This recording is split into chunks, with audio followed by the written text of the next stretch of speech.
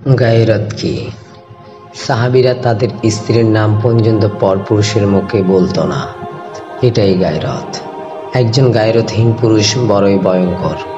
এখনকার সময়ের পুরুষদের গায়রত থাকবে তো দূর, তারা তাদের স্ত্রীর বেপর্দা ছবি ফেসবুকে আপলোড দেয়। আল্লাহুম্মা গফিরলি। একদিন এক ব্যক্তি আলী ইবনু আলী তালিফ রাদিয়াল্লাহু তাআলা আনহুকে জিজ্ঞাসা করলেন, তার স্ত্রী কেমন আছে? তিনি উত্তর দিলেন, যদি তোমার রক্ত হালাল হতো তাহলে আমি তরবারি দিয়ে তোমার মাথা কেটে ফেলতাম।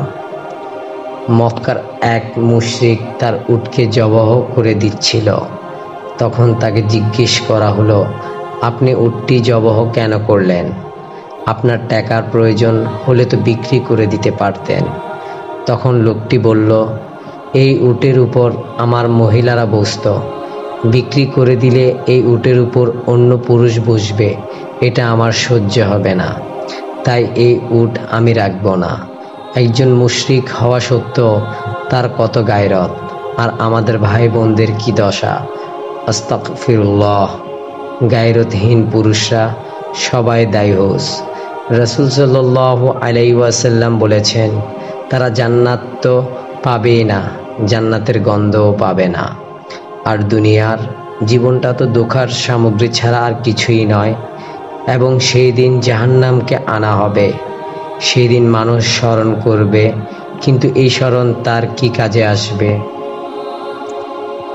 বউয়ের চুল দেখা যাবে, তাতে কষ্ট পাবে তো দূর, বিয়ের সময় বন্ধুকে নিজের বউকে দেখিয়ে পরে আবার শুনে মেয়েটা কেমন রে, বন্ধুদের চোখের খোরাক বানিয়ে তারপর সে বিয়ে করে।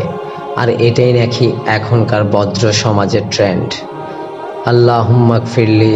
আর এখনকার পুরুষদের গায়রত থাকবে তো দূরের কথা, অনেকে গায়রত কি সেটাও জানে না।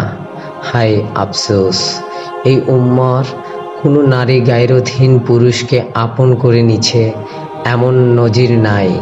হায় আফসোস, এই উম্মার পুরুষরা আজ জানেই না গায়রত কি, মহিলারা আজ বুঝেই না গায়রতের মর্ম, বরং তারা গায়রতহীন চাকচিক্যময় নিবেদিত পুরুষদেরই খুঁজে ফেরে হরহামেশা।